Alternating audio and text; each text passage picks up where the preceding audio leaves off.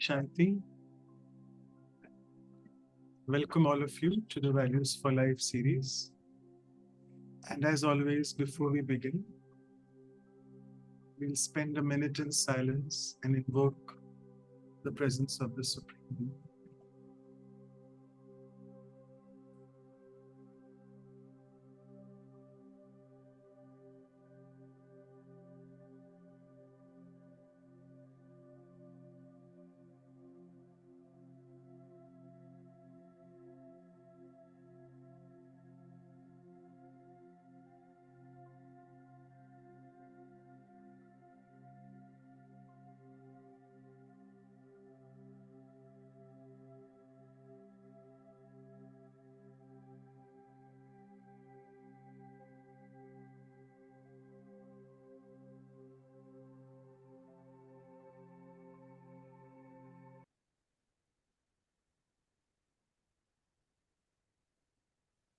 So, welcome all of you to the Values for Life series, episode 80.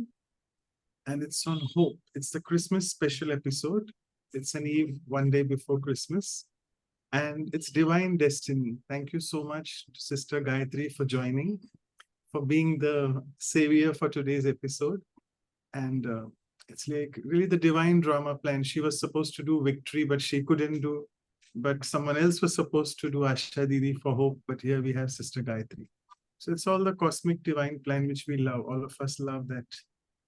In the divine drama, we see all these things happening.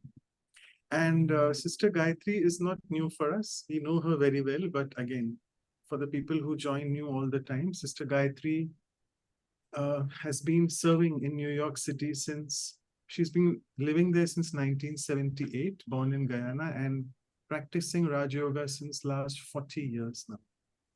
And very important, she's since 1980, she's been serving as the representative of the BKs at the United Nations. And you very well know that I have said that in the past as well, that at the UN, she engages in looking at the 5 Ps of the Sustainable Development Goals. And these 5 Ps, just for your knowledge, are peace, people, planet, prosperity, and partnership. She also serves as the vice chair to the International Day of Yoga Committee at the UN. You all know since 2018 or 19, on 21st of June every year, it's celebrated. Thanks to our Prime Minister Narendra Modi ji. And she has written quite a few books. She's also co-authored Hallo, Shanti. Hier ist Petra. Ich mache heute die deutsche Übersetzung. Im Moment stellt er gerade Gayatri vor für alle diejenigen, die sie noch nicht kennen. Ich denke, die meisten, die jetzt zuhören, kennen sie schon. Jetzt kommt auch wieder der legendäre Reim, also das legendäre Gedicht. Das kann man schwer übersetzen. Es geht heute um das Thema Hoffnung. Und er hat eben erzählt, dass eigentlich jemand anders dieses machen wollte, nämlich Schwester Asha aus Delhi. Und die konnte aber heute nicht. Und Gayatri ist eingesprungen für Asha Ben und hat somit heute den Vortrag ein bisschen gerettet. Er hat auch gesagt, seit 1980 vertritt sie Brahma Kumaris bei den Vereinten Nationen in New York und betreibt da das NGO-Büro von Brahma Kumaris.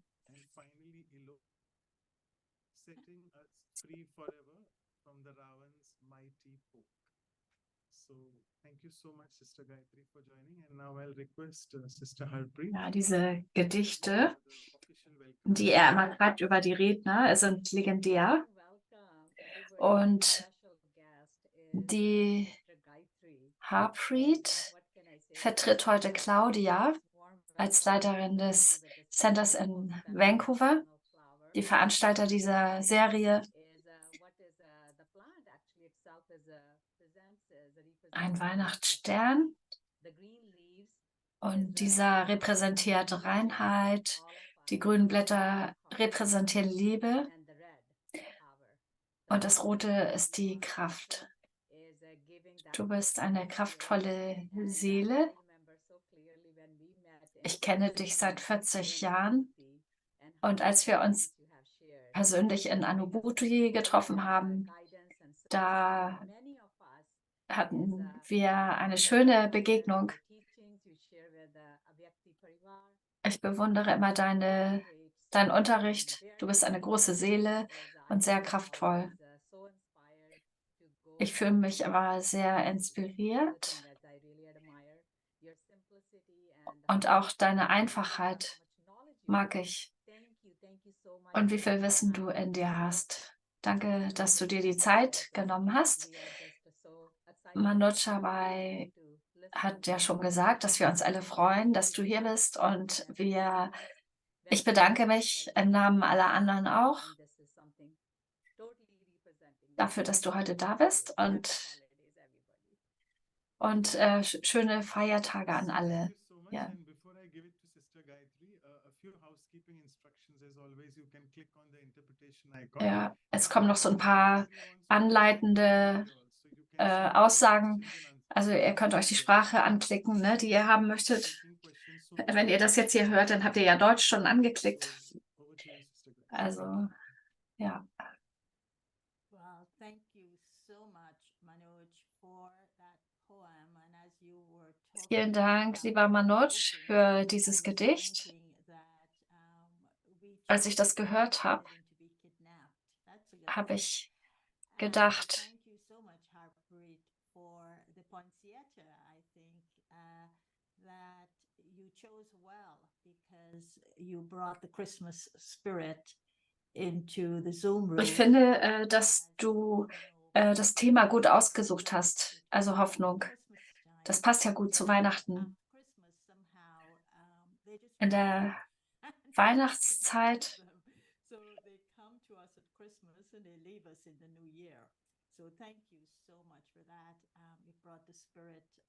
irgendwie, finde ich, hast du den Weihnachtsgeist hier geweckt in diesem Raum heute.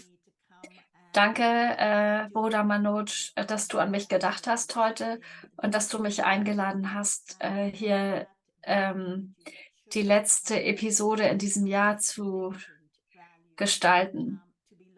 Ich finde, dass dieser Wert Hoffnung wirklich ein sehr wichtiger Wert ist.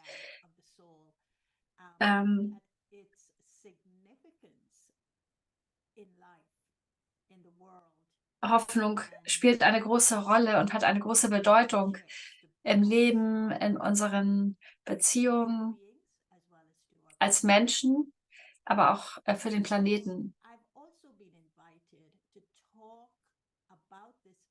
Ich hatte auch eine Einladung.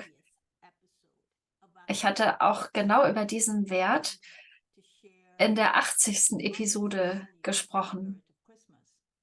Nein, die 80. ist heute.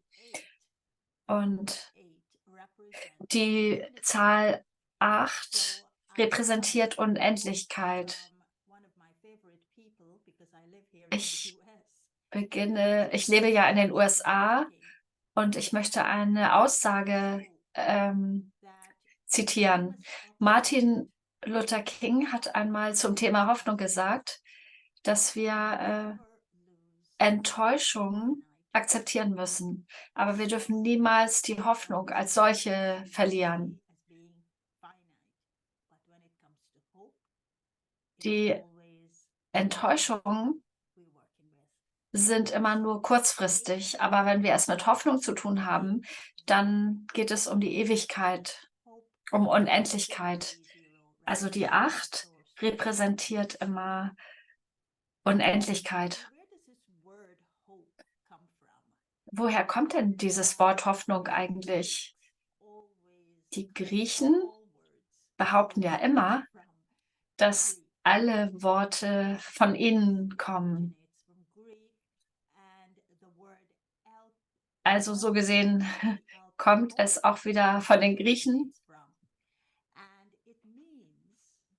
Und es bedeutet, die tiefere Bedeutung von Hoffnung ist, dass man mit Freude etwas erwartet, etwas, auf das man sich freut und etwas, dem man vertraut. Das sind die 3 tieferen Bedeutungen des Wortes Hoffnung.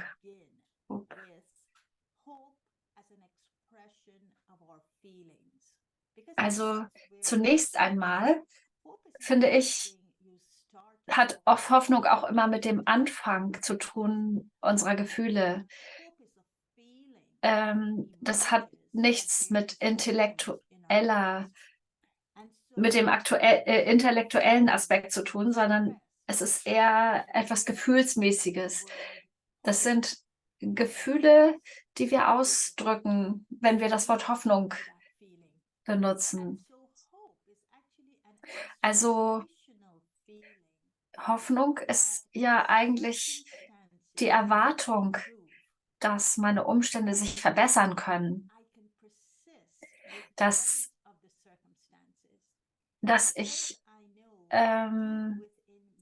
mich auf die Umstände verlassen kann, denn ganz tief in mir sagt mir etwas, dass es zumindest genauso viel Gutes in der Welt gibt, wie es Schlechtes in der Welt gibt. Also Hoffnung ist so ein optimistisches Gefühl, und Hoffnung ist auch etwas, drückt auch aus, was man beabsichtigt, und verstärkt die Positivität in mir, selbst dann, wenn es mir an Positivität fehlt. Also vielleicht ist die Negativität so dunkel, dass sie mich komplett einlullt. Aber mit Hoffnung verleihen wir dem Ganzen Positivität. Und auch in Augenblicken der Stille oder der Besinnlichkeit, wenn ich in das Tiefe schaue in mir, also in meine eigene Tiefe, wenn ich da reinschaue, dann finde ich immer einen Funken Kraft, Stärke. Und dieser zeigt mir, dass irgendetwas mich retten wird, dass selbst wenn die Umstände herausfordernd sind, wird es etwas geben in mir, das mich rettet. Manchmal in bestimmten Situationen der Hoffnungslosigkeit, zum Beispiel wenn jemand vorhat, Selbstmord zu begehen, dann ist es so ein solcher Funke, wenn sie nach innen blicken und diesen Funken sehen, diesen einen Tropfen der Kraft, der Stärke, der ihnen zeigt, dass das Leben wertvoll ist. Es sind immer solche Momente kommen immer aus Augenblicken der Stille und der inneren Einkehr. Dann bekommt man das Gefühl, dann bekommt man solche lichten Impulse. Manchmal, wenn man diesen Funken innerlich einfach nicht spüren kann, dann braucht man solche Momente der inneren Einkehr.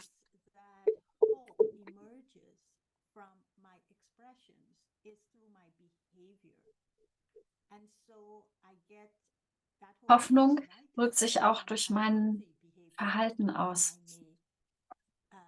Und manchmal ist es auch, wenn wir unser Verhalten verbessern.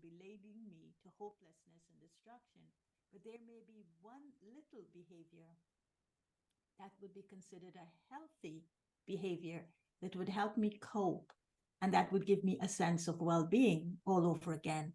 And that's hope. Manchmal ist es auch, wenn wir unser Verhalten ändern, dass das bessere Verhalten Hoffnung in uns stärkt. Manchmal haben wir auch Hoffnung, wenn es um unsere Gesundheit geht oder unsere Lebensqualität oder unser Selbstrespekt, unser Selbstvertrauen und überhaupt.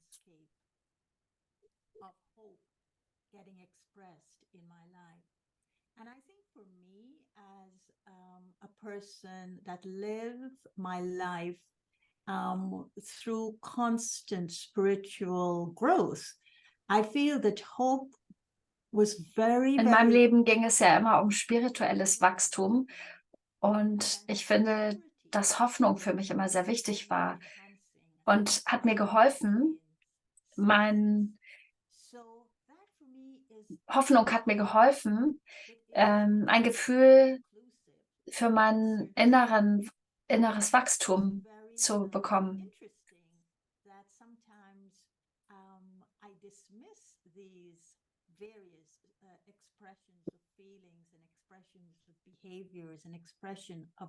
Peter, ich kann gerade nicht.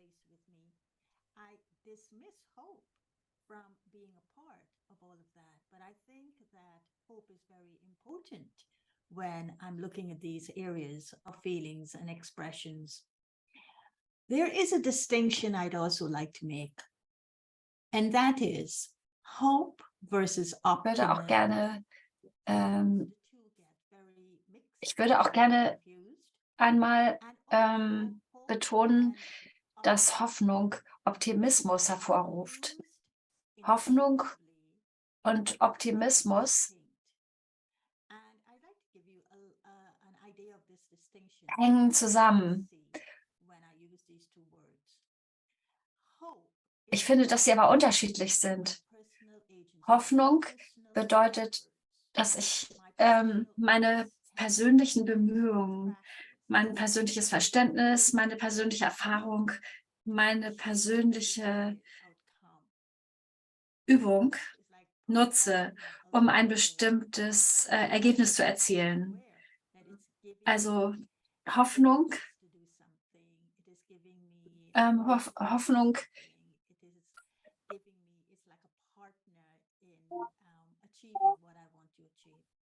Optimism, on the other hand, is to expect good things to happen without necessarily putting in any efforts in it. So I'm optimistic that this would happen, but I'm not engaging my personal agency to make it happen. So I wanted to make this distinction between hope and optimism. Also bei Optimismus ist es so, dass ich einfach davon ausgehe, dass etwas positiv ausgeht, ohne dass ich eigene Initiative dabei mit ins Spiel bringe. Also das eine ist, ich hoffe und ich mache etwas, und das andere ist, ich denke praktisch optimistisch, ohne dass ich da etwas tun muss.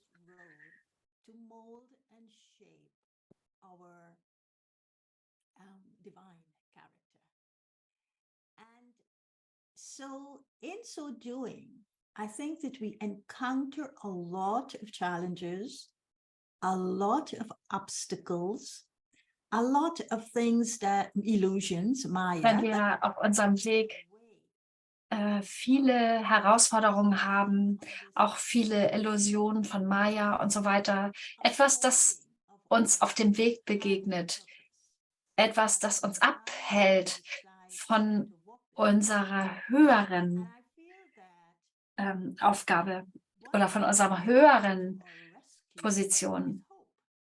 Wenn solche Herausforderungen kommen, dann rettet uns ja oft Hoffnung dabei. Also zum Beispiel meine Gefährten, meine Untergebenen, meine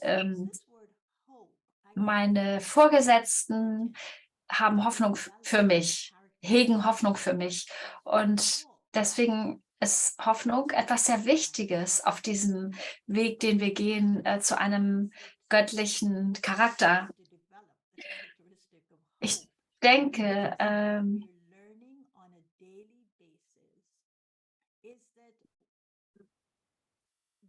das, was wir wirklich täglich lernen im Hinblick auf Hoffnung,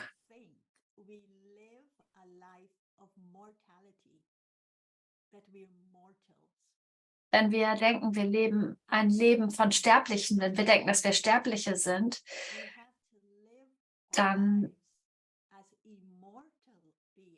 müssen wir erstmal auf den Standpunkt kommen, dass wir unsterbliche Wesen sind, um Hoffnung haben zu können überhaupt. Es gibt in der Welt keine größere Bedrohung der Hoffnung, als das Bewusstsein, sterblich zu sein.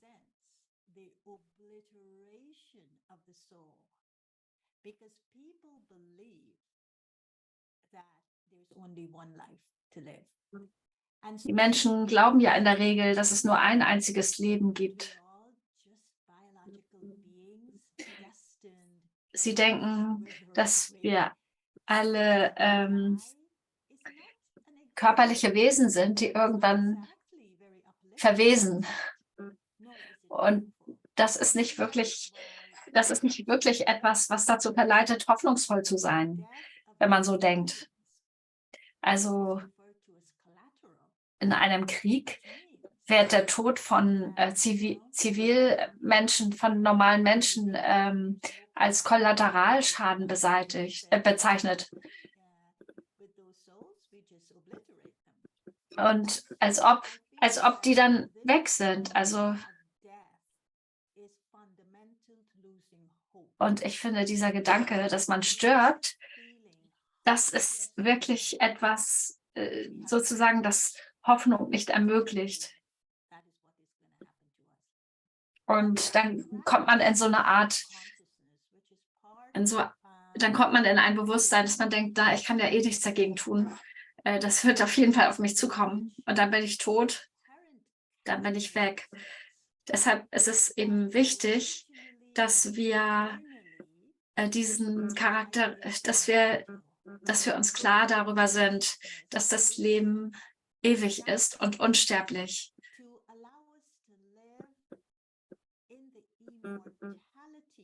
Also wir leben dann in der Unsterblichkeit des Lebens und nicht in der Sterblichkeit des Körpers. Und wenn man in dieser Unsterblichkeit des Lebens lebt, dann kann man diese Furcht vor dem Tod wirklich besiegen.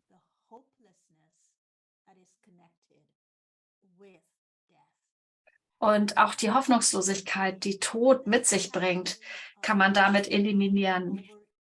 Also deswegen denke ich, dass dieses Bewusstsein der der Unsterblichkeit wichtig ist, um Hoffnung aufbauen zu können und nutzen zu können. Also die Sicherheit, dass es nach dem Tod wieder Leben gibt.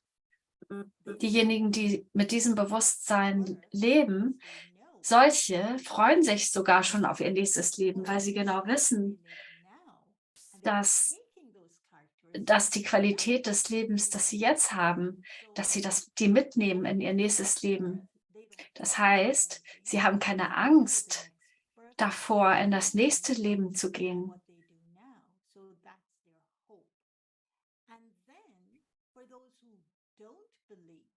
Sie haben dann diesen Ausblick, diesen hoffnungsvollen Ausblick, dass sie alles Gute aus diesem Leben dann mitnehmen in ihr nächstes Leben.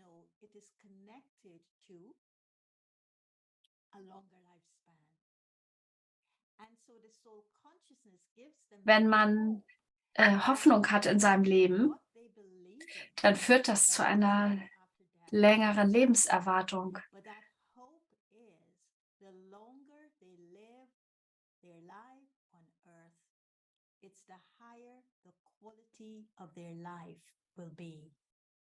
And so the hope in this practice of soul consciousness, or the hope. Also wenn man Seelenbewusstsein praktiziert und übt, dann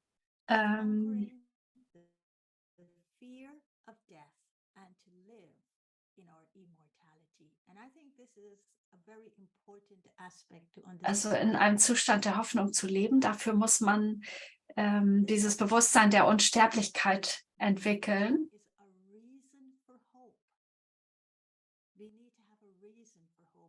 Also das ist die Basis, das Wissen, dass man unsterblich ist und ewig lebt. Und zweitens, um die Hoffnung, um in einem Gefühl der Hoffnung zu leben, braucht man auch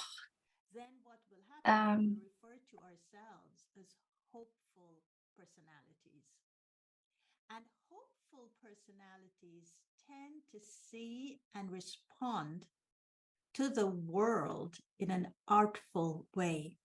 Now, you may want to consider for 2024 to talk about this concept of how do we response.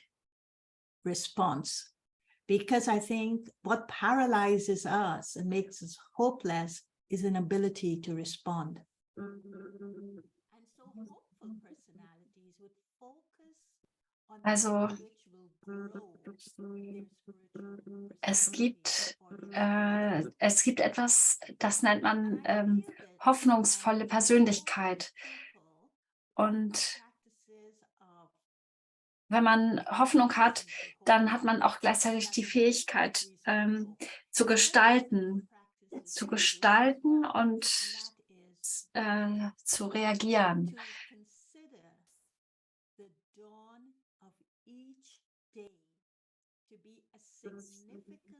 Ich finde, dass es wichtig ist, dass man jeden Morgen, den man erlebt, den man wieder erlebt, als Grund für neue Hoffnung sieht. Für uns ist ja immer die Amrit-Vela-Meditation sehr wichtig morgens, weil die das Fundament für den Tag bildet. Also die Meditation morgens um 4.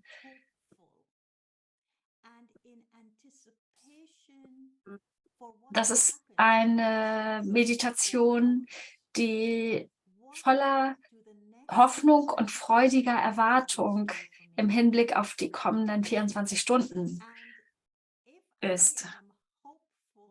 Also wir haben da den Gedanken, was wohl in den nächsten 24 Stunden alles Gutes passiert.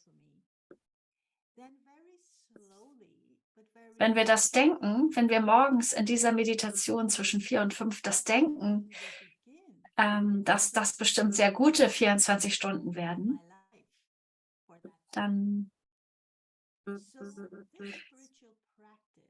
gehen wir schon anders in diesen Tag. Wir gehen dann in diesen Tag mit dem Gefühl, dass alles, was geschieht, sehr wichtig sein wird für mein Leben.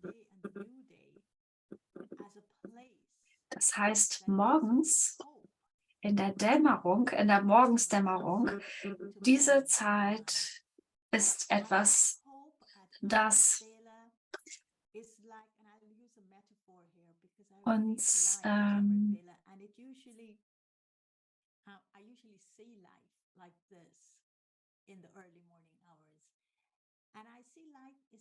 also ich finde, dass das die Basis ist für den Tag, diese Morgenmeditation. Und ich finde immer, diese Zeit morgens in der Dämmerung, das ist die Verabschiedung der Nacht.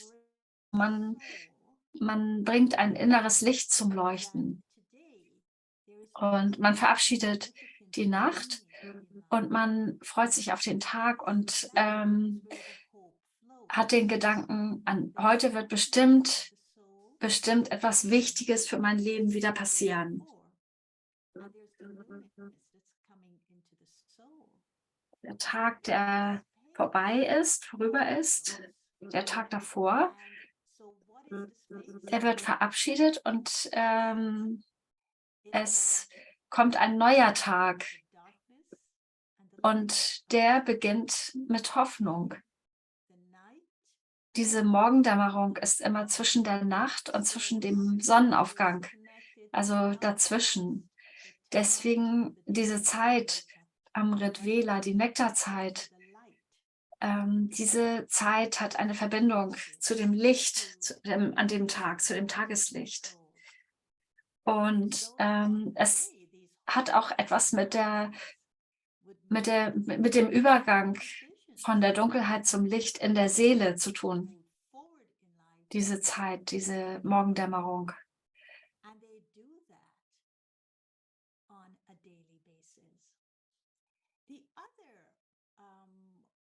Das machen wir täglich. Ich wollte auch gerne noch etwas anderes hier erwähnen, und das ist die Charakteristik des Herzens. Damit meine ich das Herz der Hoffnung. Und zwar der Teil des Herzens, der sich eine nähere Verbindung zu Gott wünscht. Gott hat etwas Ewiges in unser Herz gepflanzt, und dieses Ewige ist Hoffnung. But the indicator that I'm connected to God is that God in a consistent gives the soul power. Das, was mir zeigt, dass eine Verbindung zu Gott da ist, ist, dass die Seele in der Lage ist, immer wieder Hoffnung zu haben. A belief in hope is real because of my connection to God. He's giving me experiences that is abounding hope. Die Verbindung zu Gott führt immer dazu, dass das Herz überläuft mit Hoffnung, also mit einem hoffnungsvollen Ausblick.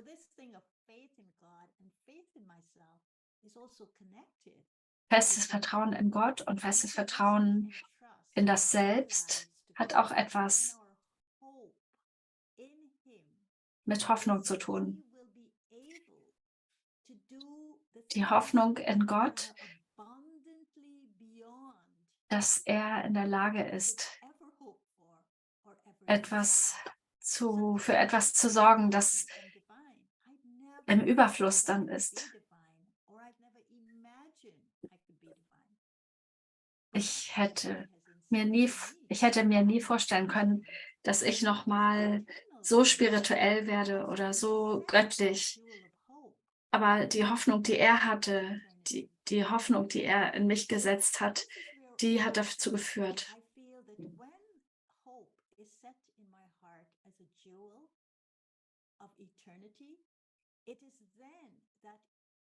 Wenn Hoffnung in mein Herz gepflanzt wird, in die Ewigkeit, also Hoffnung für die Ewigkeit.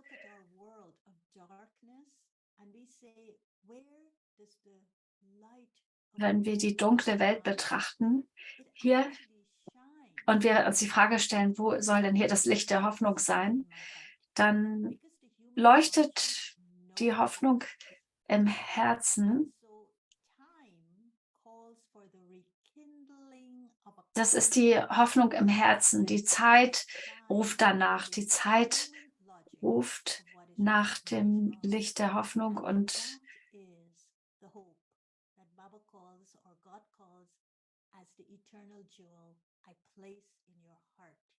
so that you could discern what's right and what's wrong, but from a godly conscience.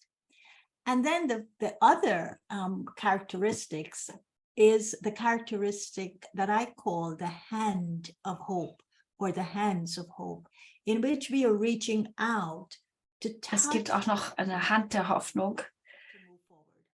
Das ist echt schwer zu übersetzen. Also ich weiß, tut mir leid. Aber es ist nicht, weil die Worte so schwierig sind, aber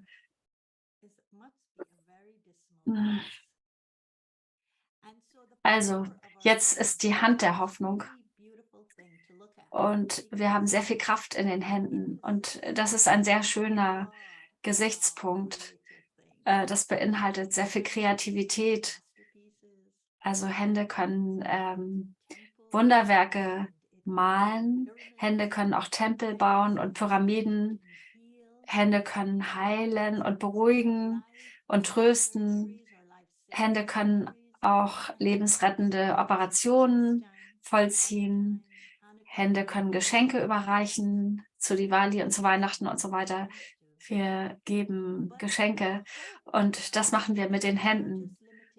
Aber die Hoffnung in den Händen beschränkt sich nicht allein auf diese Aktivitäten, Aber mit Hoffnung können die Hände wirklich auch anderen helfen, aufzustehen und Fortschritt zu machen, voranzukommen. Deswegen sagen wir ja auch, dass hoffnungsvolle Menschen reichen anderen ihre Hand, um anderen zu helfen. Hoffnungsvolle Menschen leihen anderen ihren Finger der Kooperation, um deren Schmerzen zu lindern. Und das könnt ihr auch. Wie viel Hoffnung ist in euren Händen? Was können eure Hände der Welt geben? Was können eure Hände anderen geben? Eine Hand anzubieten, dass wir Frieden schaffen wollen, dass wir nicht ein anderes Land angreifen wollen. Früher hat man immer gesagt, ne, ein Handschlag, dass man anderen die Hand reicht und dass man damit anderen versichert, ich werde dich nicht angreifen und so weiter.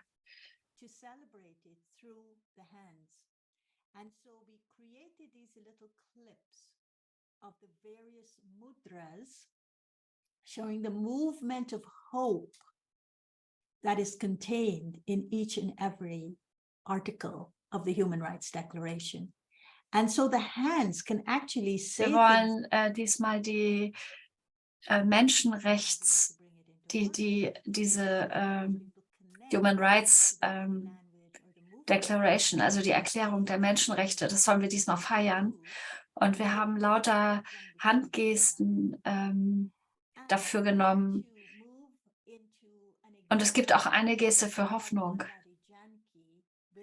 Ich wollte gern auch ein Beispiel nennen. Und zwar etwas, was Daddy Junkie mal gesagt hat, im Hinblick auf Hoffnung, auf das Thema Hoffnung. Und auch dazu, dass die Hände ja auch wirklich Hoffnung repräsentieren.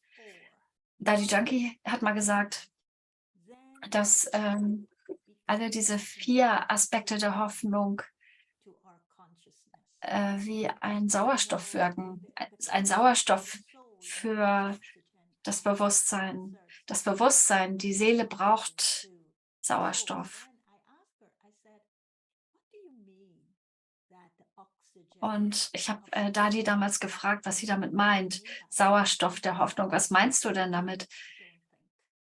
Und sie hat gesagt, sie hat einfach gesagt, denk nicht. Denk nicht. Und dann habe ich gesagt, aber Dadi, wenn ich nicht denke, wer denkt dann für mich? Und dann hat sie gesagt, ich denke schon für dich. Und da habe ich gezögert und habe ich gedacht, aber wenn du für mich denkst, was ist, wenn ich das nicht tun kann, was du für mich denkst? Und dann hat sie gelacht.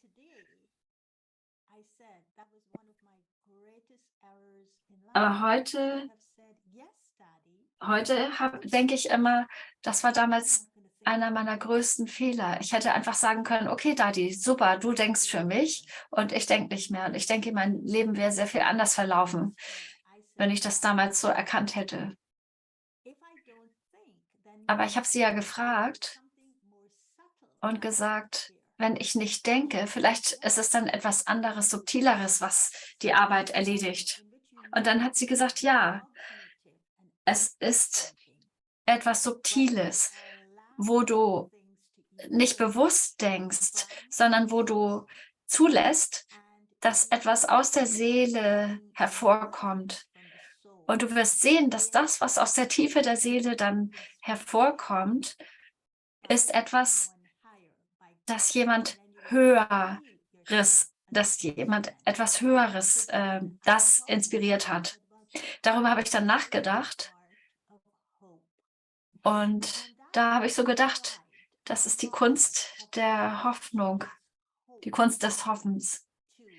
Und Dadi hatte irgendwie da einen Prozess beschrieben, wie sie Hoffnung in anderen erwecken kann. Eins der Grundsätze ist, dass man niemals in den Fehlern von anderen gefangen werden sollte oder sich verfangen sollte. Wir sollten in der Lage sein, die Fehler von anderen so zu vergeben, als wären sie nie passiert. So gibt man Menschen Hoffnung.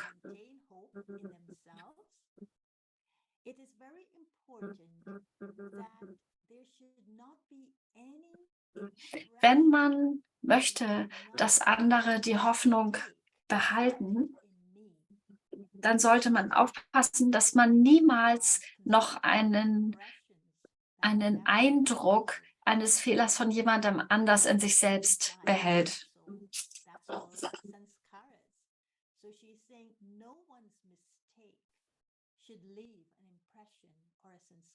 Der Fehler von niemandem sollte in uns einen Eindruck hinterlassen.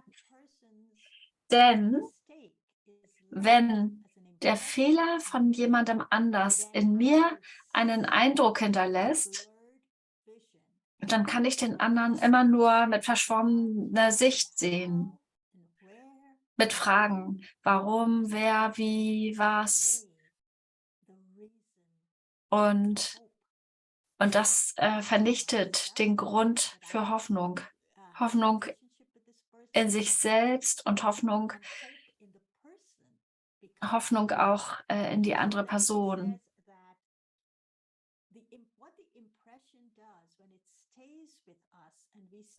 Wenn wir einen solchen Eindruck von Fehlern von anderen in uns haben, dann führt das dazu, dass wir innerlich leer werden. Und es ist diese Leere, die wir dann in uns haben, die dazu führt, dass wir unsere Hoffnung verlieren. Diese Leere lässt uns die Hoffnung verlieren. Und dann schrumpft meine spirituelle Fähigkeit, das zu tun, von dem ich weiß, dass es gut für mich ist. Und wenn ich diese Fähigkeit nicht mehr habe, dann verliere ich die Hoffnung, den Mut.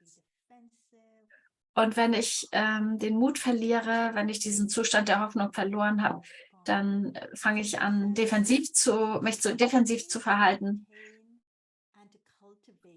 Und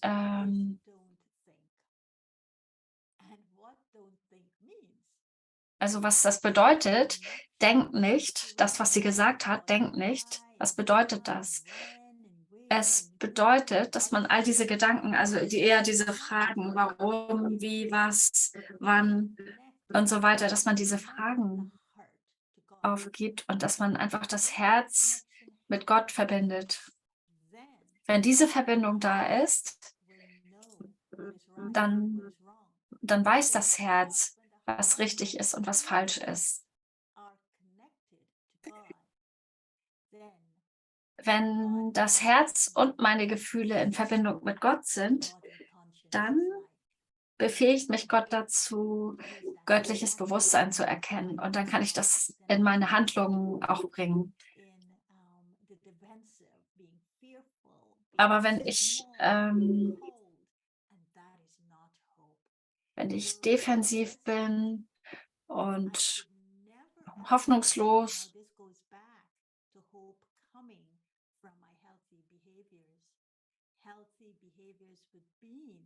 I should not think according to the way others behave, but rather also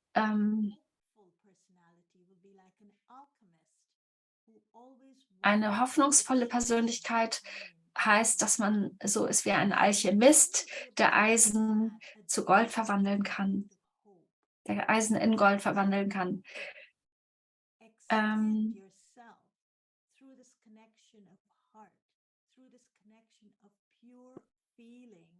To another, not having an impression of their mistakes, not seeing their mistakes, not responding based on their behaviors, then there's a realization that would occur in the other person. And she says, wenn man selbst ein hoffnungsvoller, also im Sinne von positiver Mensch ist, der keinerlei Eindrücke der Fehler in sich hat, die andere gemacht haben, dann überträgt man diese Positivität, diese Hoffnung auf andere. Das, wenn man das erkannt hat, dann kann Hoffnung entstehen. Sie hat dann auch ein Beispiel genannt, also Daddy Junkie hat sie auch ein Beispiel genannt, wie sie das macht.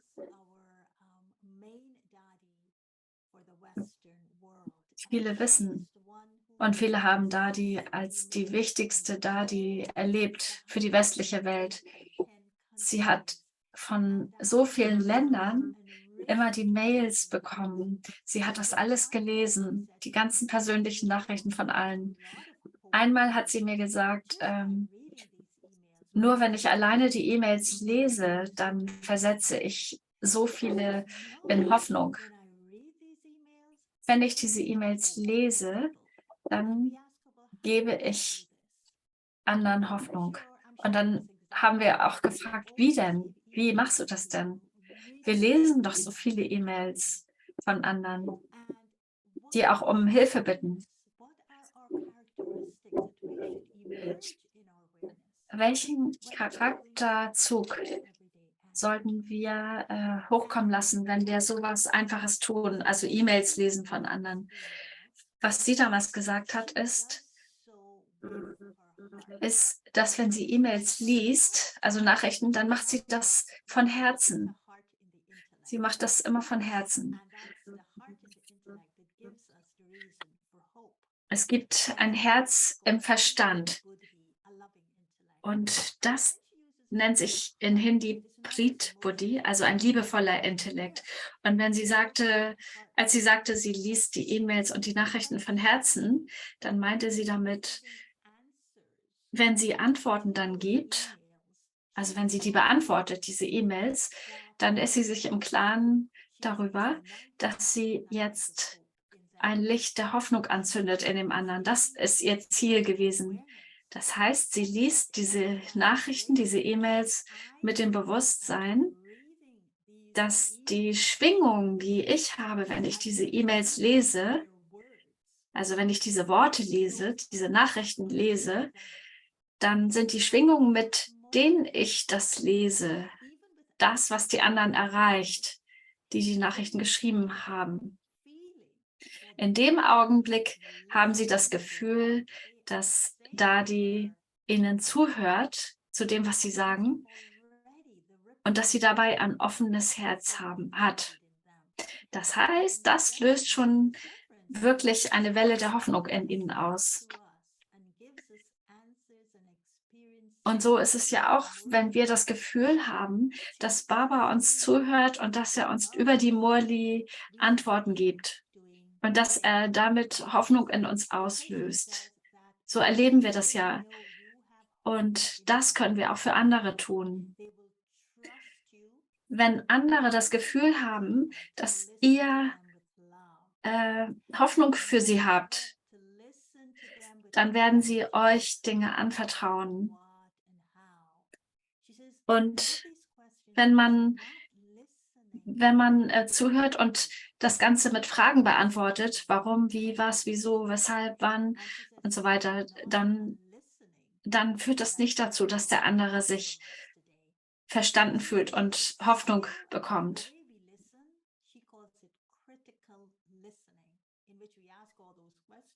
Wenn wir zuhören und Fragen stellen, dann ist das kritisches Zuhören.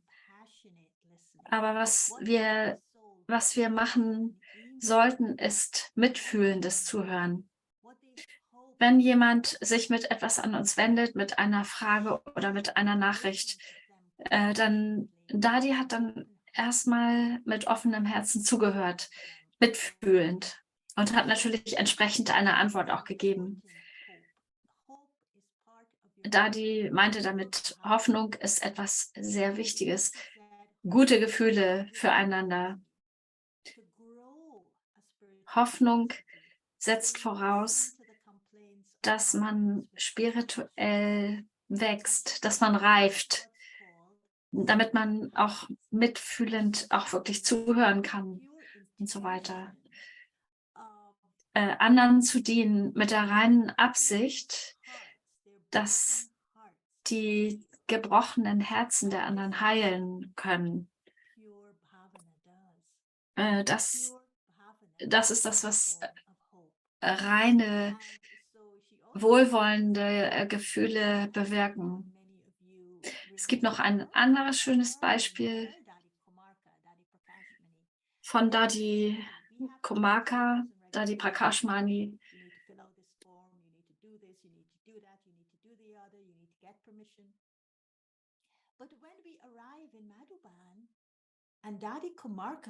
Bei uns gibt es ja viele Formulare, die man ausfüllen muss, und man muss sich die Erlaubnis holen hier und da. Aber wenn man in Madhuban angekommen ist, früher, als sie noch da war, dann hat man sie getroffen da im Hof. Da war die Organisation schon wirklich sehr groß und sie war die Leiterin. Sie hat niemals Fragen gestellt. Man ist da reingekommen. Sie hat nie Fragen gestellt. Warum bist du hier? Was erwartest du? Was möchtest du hier? Sie hat nie Fragen gestellt. Sie hat einfach gesagt, herzlich willkommen in Babas Zuhause, das auch dein Zuhause ist. Diese Art von Willkommensgruß erschafft doch in einem gleich Hoffnung. Die Hoffnung oder das positive Gefühl, irgendwo hinzugehören. Und das hat sie einem gegeben. Ein warmes Gefühl, zu Hause zu sein.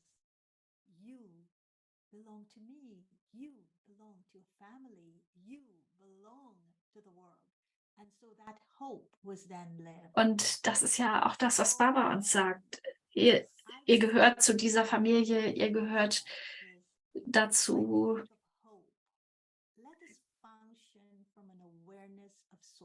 Also wenn wir über Hoffnung sprechen, ist es immer wichtig, dass wir aus dem Seelenbewusstsein heraus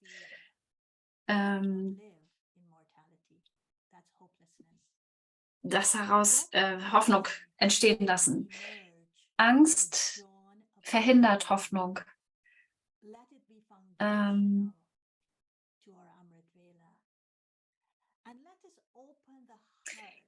Die Morgendämmerung, also die Amrit-Vela-Zeit, ist sehr, sehr gut, um so einen positiven, hoffnungsvollen Ausblick zu erschaffen.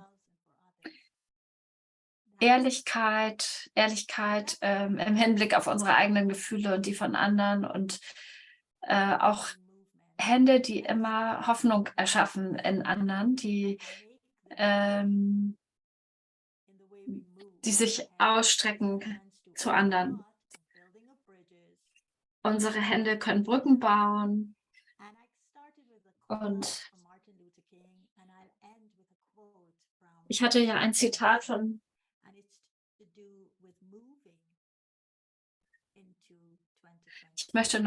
ich hatte mit einem Zitat von Martin Luther King begonnen und ich ende mit einem weiteren Zitat.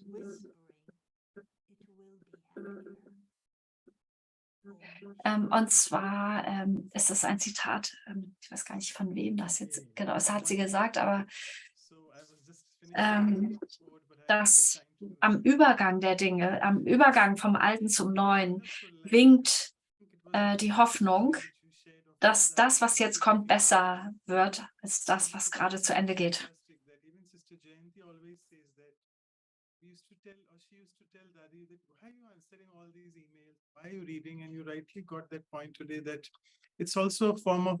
Ich verabschiede mich jetzt hier aus dieser Sendung und wünsche euch noch einen schönen Abend.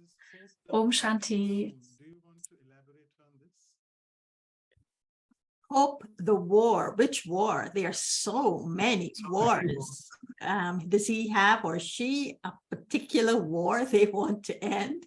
Is it a war that's going on in their minds? Is it a war that is happening? But I suppose they are reminding me that there are many, many wars that are happening in the world, and that could very much escalate to what we call the Third World War. And would this end? Do I hope it would end? I believe that there is an ending to everything. Nothing begins that doesn't have an ending. But I feel that my hope goes beyond the physical manifestation of an anger, of an ego, of greed that results in the violence that we called war. And so I would like to see the causes of the war end. So my hope is that humanity will wake up to the realization that war is not the answer. And this is why I used as the first characteristic of hope, immortality. If we live in a world in which humanity is saying that when I go to war, I will obliterate, I will eliminate people who caused the war in the first place. And this will be an answer because those people will never return to do the same things that they are doing now, because we have obliterated them. And so there will be peace. War brings peace. And so we will, have peace. So that is not my hope, is for them to recognize and realize that people don't go anywhere. They come back here. And so the perpetration of the violence will continue in the sanskaras of those people coming back.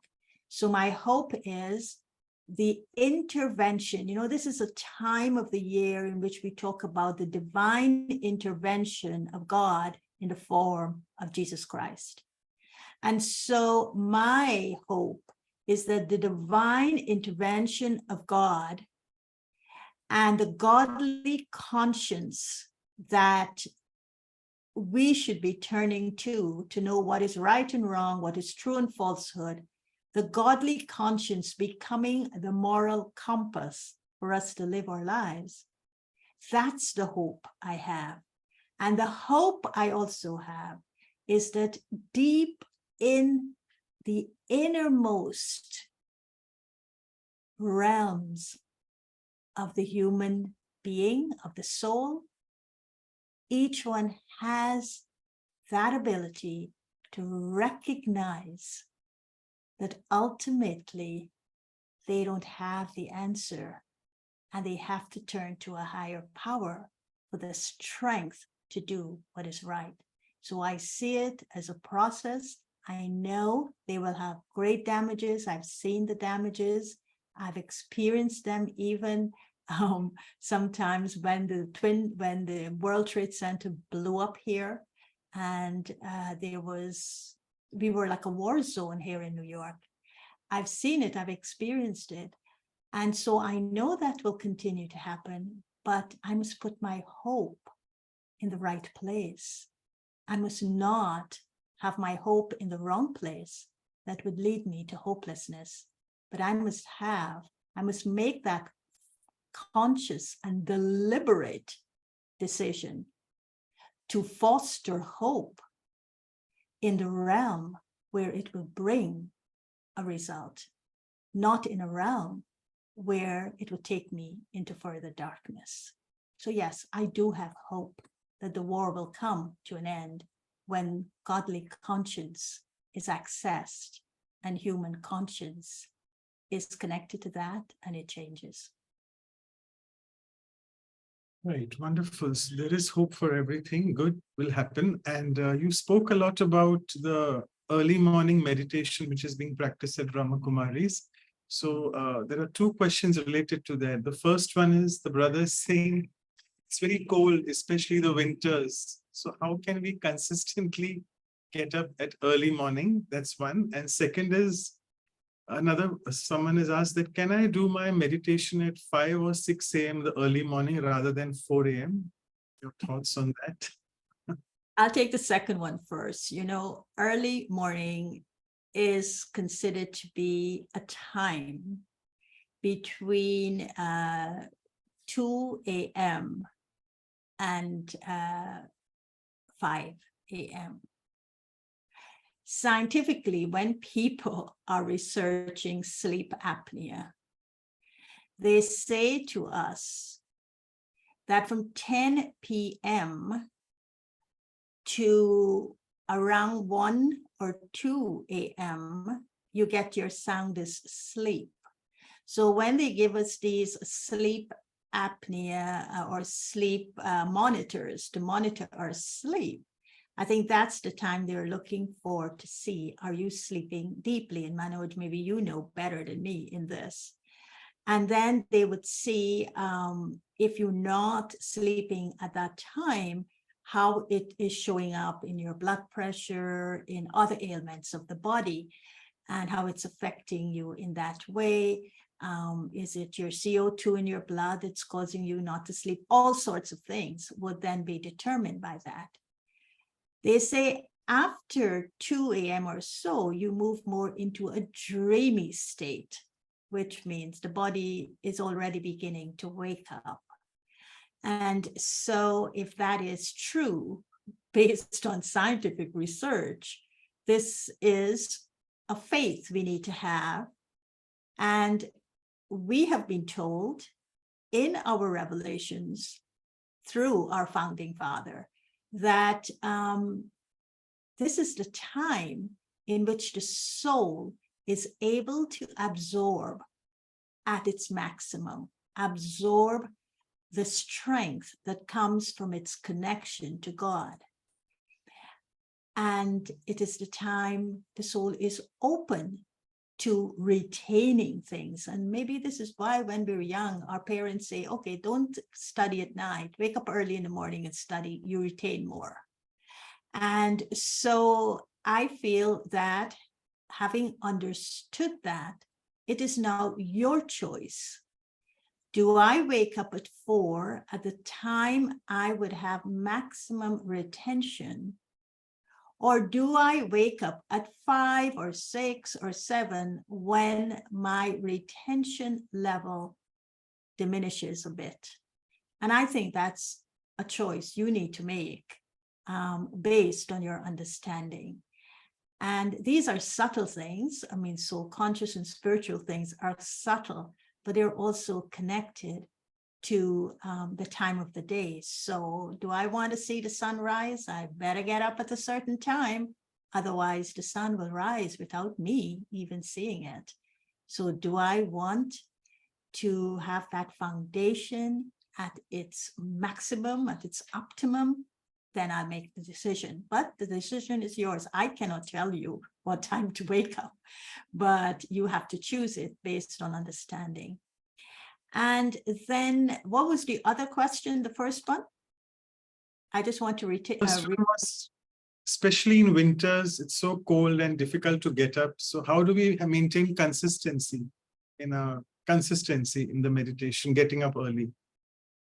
Well, it has to do with a thought. I think, if I have a determined thought to do something, I will do it. I wouldn't say that because it's cold, I can't get up, or because it's too hot, I cannot get up. And so I feel that if it's too cold and you can't get up and you can't leave the comfort of your comforter, then this is where you need honesty in your heart. What is preventing me from doing what I know is right for me to do? And I don't think it's the cold. I don't think it's anything to do with the temperature.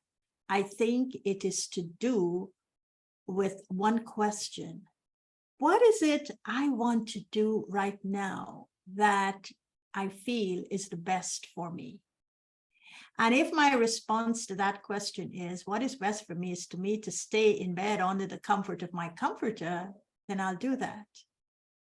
I choose to do that. I cannot blame the cold for that choice. I may make it an excuse, but I can't blame the cold. Or if I say that the best thing to do right now is to get up and do some meditation so that I can create a really good foundation for my day, then the cold will say, oh, come on, get out of that comforter, and I will provide an inner comfort for you, an inner warmth for you, an inner kind of beauty for you. So again, I think it is choice, and we can't blame anything for our choices. We have to stand up, take a position, and be proud of that choice. Either way. And I think that is why they say hope builds self-esteem and self-confidence. And so the hope I'll have for myself is based in the choices I make for myself. Okay, wonderful. Another question is, when you were speaking about mistakes and also about Daddy Janki, that when we meet souls, we should not remember their mistakes. So the question is that should we just have a blind eye for someone's mistakes? How can we empower souls, and how can we make them realize their mistakes? When will they have self-realization for their mistakes? Can we do the job for them, that self-realization thing? You know, I was speaking to a couple of parents the other night, and it was a similar question. How do I help my child spiritually so that she doesn't make mistakes? Is there anyone living alive who hasn't made a mistake? Well, one of the things about making mistakes is that they will happen. So I said to the parents, your daughter is growing. Your daughter is flourishing in her own right. Your daughter has a part that she has brought with her. She's got a blueprint of what she's about to play out. You can't control her to the extent in which you want her to grow without making mistakes. But the question here that Daddy Janki is saying to us, I know that mistakes will be made because I make mistakes myself. But mistakes, she says, are opportunities to learn. Mistakes are very important in the learning curve of becoming better. So if a mistake is made, Daddy Janki is saying, do I have the generosity of heart? Do I have the spiritual capacity and compassion to listen to the mistakes without judging? Without asking why and what and how and who?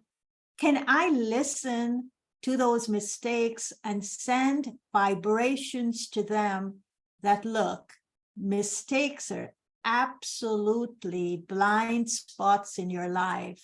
You just didn't see what was in the blind spot because you didn't check it before. So she takes them through this process of meaning making, that a mistake was made, fine, but what meaning did it give to you? And what did you not see?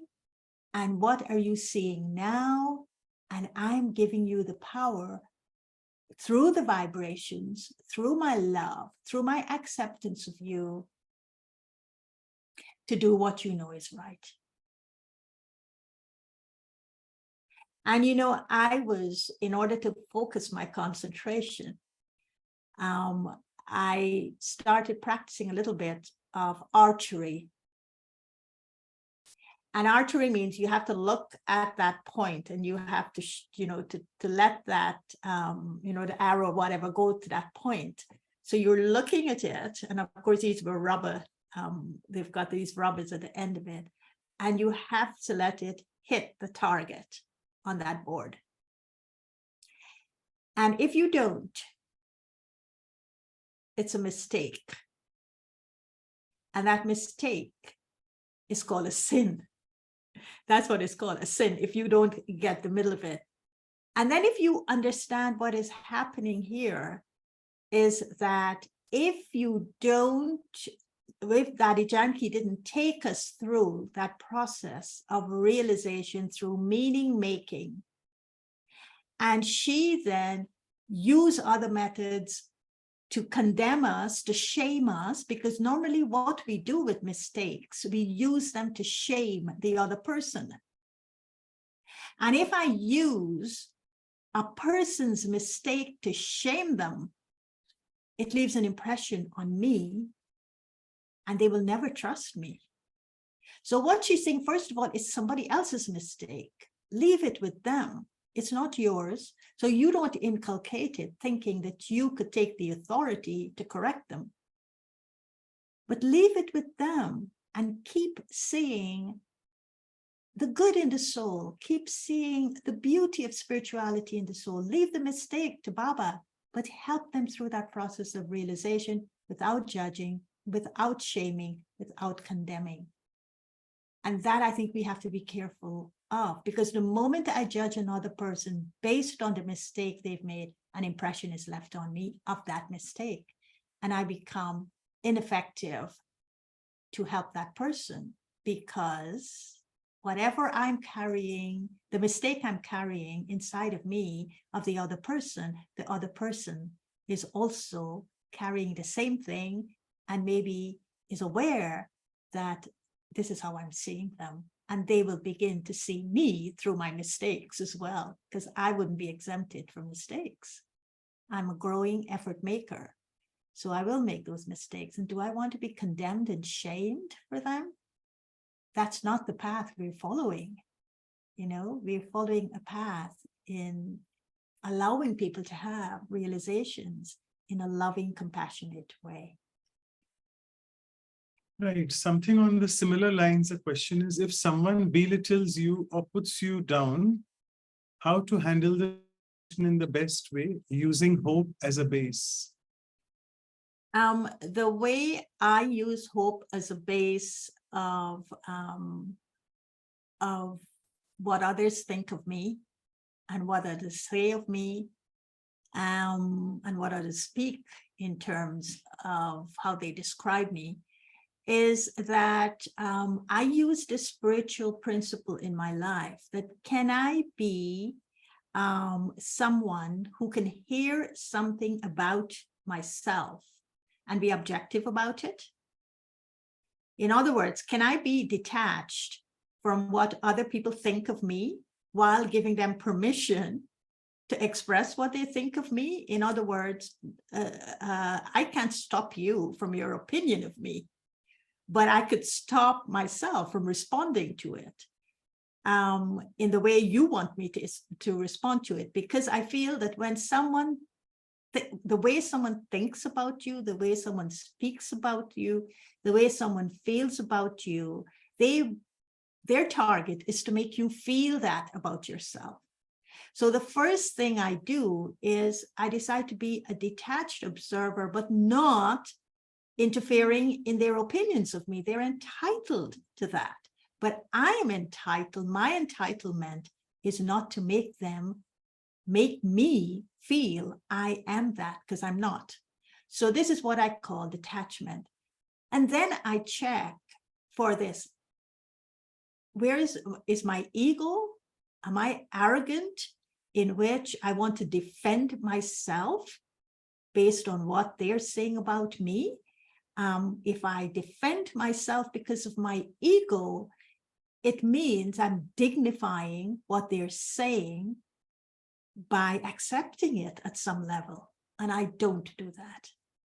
The other is I definitely don't want to be insulted by what they're saying. I don't want what they're saying to take away my dignity, to take away my self-worth, and to make me feel what they're saying is true about me. So I do this inner work. But the other thing that I do which I think is crucial, is I take it into my meditation and reflection, and I say, what did I do to make them feel this? What did I do to stimulate something inside of them? And I check that. And if what emerges for me, yes, it was the tone of your voice, or yes, it was your choice of words, or yes, you deliberately did something, I then allow myself to take power in my meditation, and then to look for the best opportunity to apologize. And I feel that once that apology is made, I become free. I don't think about it. I don't feel it. It's settled. And if there was nothing that emerged for me that I feel that made them create that opinion of me, then I just leave it alone. I let it go and I walk away from it. And the thing is here, I take on Daddy Janki's subtle effort very seriously, is that don't let that impression stay with you, because if you let that impression stay with you, you compromise on yourself. And it's hard work. It is consistent work. It is a work to uphold your own dignity and your own worth, which is in your hands and nobody else's hands. But it requires careful attention, and it requires a consistency in how you see yourself, because how you see yourself is how others will see you, ultimately. Right. So thank you. Beautiful answers. I'll take a few quotes. Our time is actually running up. I'll just take one or two more questions. There are two beautiful quotes you mentioned about Martin Luther, and there are a few others by many others actually. I am prepared for the worst, but hope for the best. And Beautiful. every cloud has a silver lining. And even also Martin Luther said, when it is dark enough, can you see the stars? So like, as you rightly said about hope and optimism, you covered it quite at length. So do you want to elaborate on every cloud has a silver lining?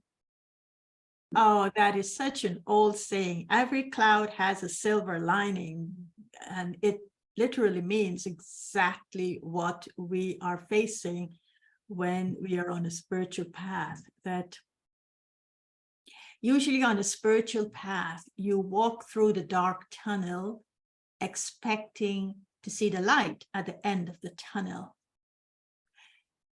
We are walking through the dark clouds of the soul, but we're not looking for the light at the end of the tunnel. We're actually walking through knowing that every cloud we encounter, there's a silver lining, and the silver lining is my soul, strapped right here as a searchlight on my forehead. So I'm walking through the darkness with the silver lining in every cloud. And that is my soul conscious eye. Wonderful. And I'll take the last question. It's very interesting. The soul is saying, I have started my spiritual journey with the Brahma Kumaris just a few weeks ago. A lot of obstacles coming from home. I hope people change their attitude at home towards me. What can I do? Or just wait and watch, hope for things to get better? Yes, and I hope she changes her attitude, or he changes his attitude towards what is happening in terms of the challenges. So I would say to you one thing, that challenges are like obstacles, and you are an athlete, and you, the athlete, you're being trained for excellence in performance. And what an athlete needs to do is to go through the obstacle course in order to gain strength, capacity, resilience. So every obstacle encountered, treat it as an obstacle course to gain strength, and to gain resilience and to gain capacity, just like an athlete would do in order to have the best of performance. And I would say, go into the realms of your soul consciousness, touch on the strength that you have within. Don't think of a response. Don't speak anything, but go into the sacred silence of your soul. Touch that strength that is there. And from that strength, create an awareness. And from your awareness, create your attitude. And from your attitude, create your vision of your people around you. And only then think, and only then act. Because this is the training that the Brahma Kumaris are giving us. Do not react, respond. How do I respond? Don't think of the response. Let it emerge from the strength that you have in your soul. This is the practice. Okay, I know my time is up, but a very quick one. Hope I come in the golden age. It's mentioned. Someone's asking, can I come in the golden age with your hope? Yeah, well, you know what you have to do. I told you before that you have optimism, right? You're very optimistic. I want to come in the golden age. Well, that's optimism. But hope, if you hope to come in the golden age, it's about using your personal agency to achieve that desired outcome. That is hope. So what is your personal agency? What is your personal purpose and meaning in life to reach to that golden age? That is hope. Otherwise, you're living in optimism, and that too is fine. Okay, on that note, I'll just request, our seniors are not around with us today for some reasons, so I'll request Sister Anu to propose the vote of thanks. Over to you, Sister Anu. And no meditation? Yeah, after the vote of thanks After the vote of announcements. thanks. Yeah. Okay, sorry. Oh, no, it's okay. I will just quickly go through also the announcements. Just wonderful, so much wealth and insight. My goodness, there's so many shades of hope. I don't think we ever thought. So I'll definitely invite everyone to re-listen really in that silent space, and we'll get so many joys today.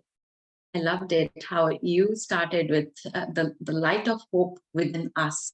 That is eternal. God placed it.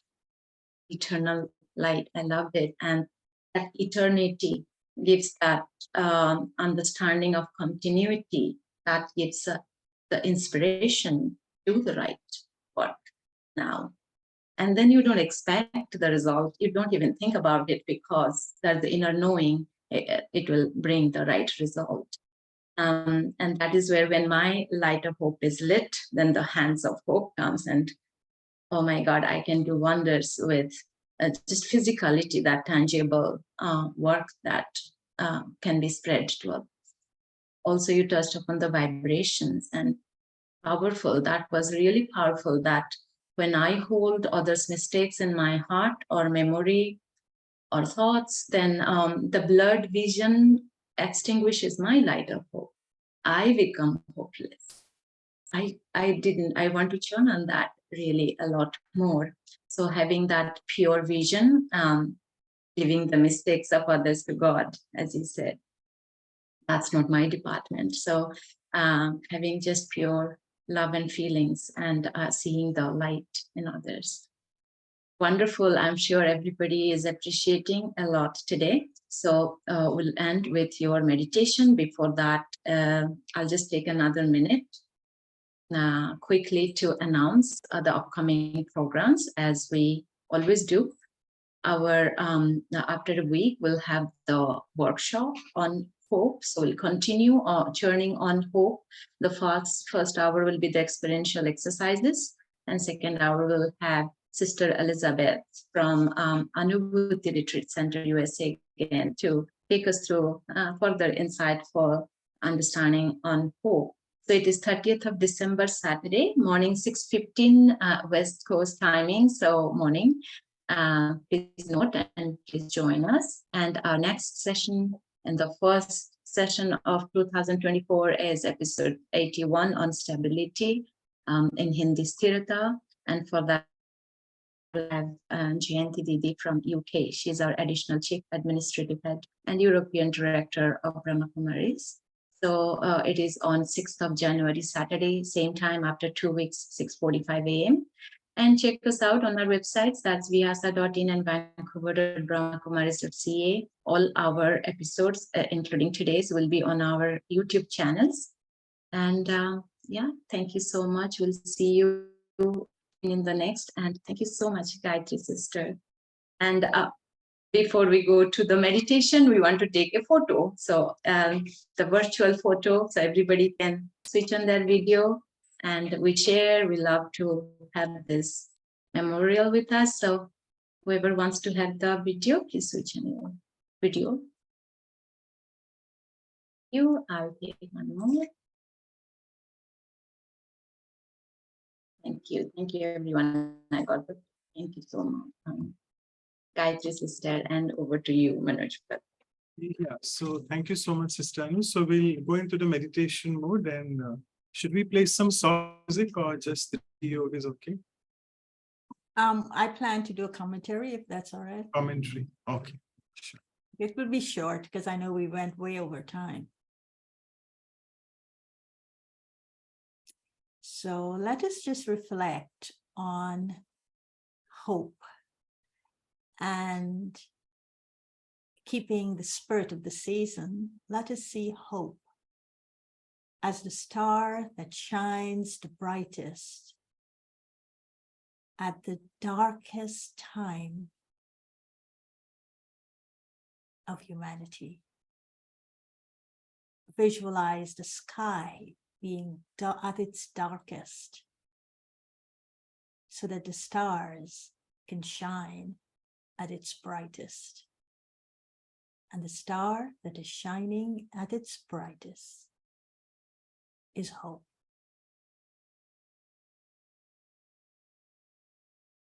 Hope gives light when going through a difficult period.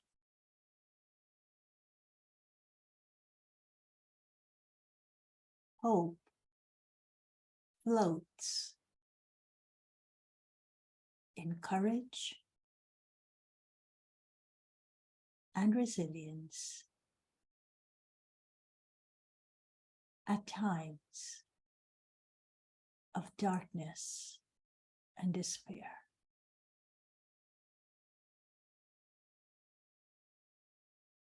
Hope uplifts when one is feeling lost and full of grief.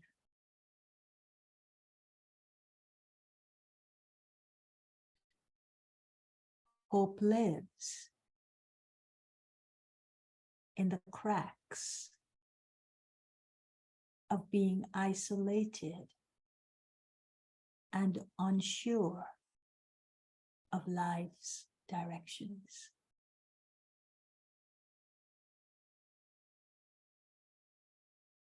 Hope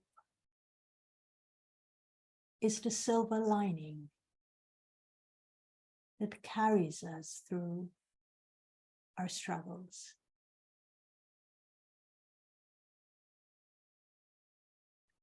Hope engages us and encourages us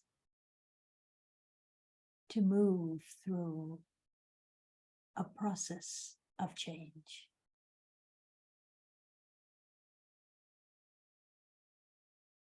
Hope is always near, even when it feels distant.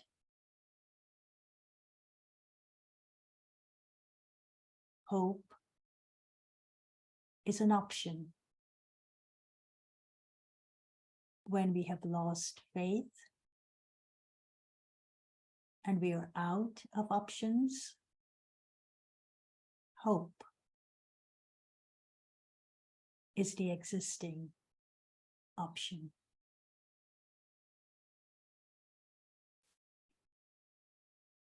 Hope never dies. Hope never leaves us.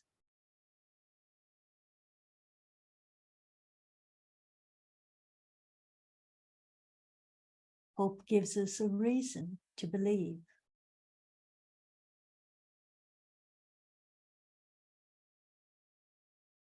Hope connects us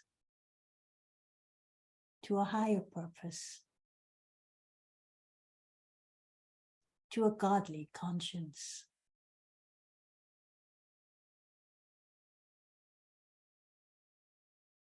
Hope reminds us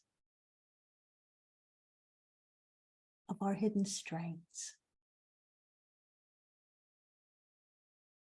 and of our enduring nature of perseverance.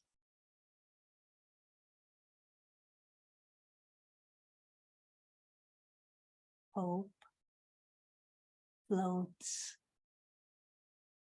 in the space between the darkness and the light.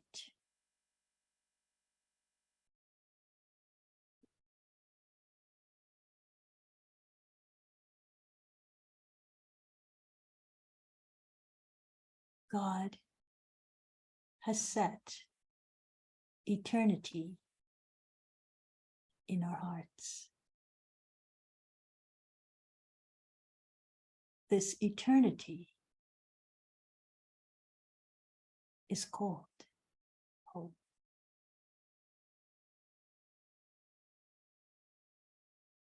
Om Shanti.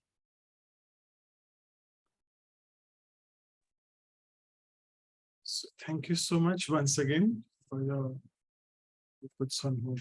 Hope to see you soon again. Thank you. It's really wonderful. Thank you. Thank you, Gayatri, and thank you, everyone. Happy holiday. Merry Christmas, happy holidays, and may 2024 be a leap of faith. It's a leap year, right? So may there be a leap of faith, hope, and joy. Thank you.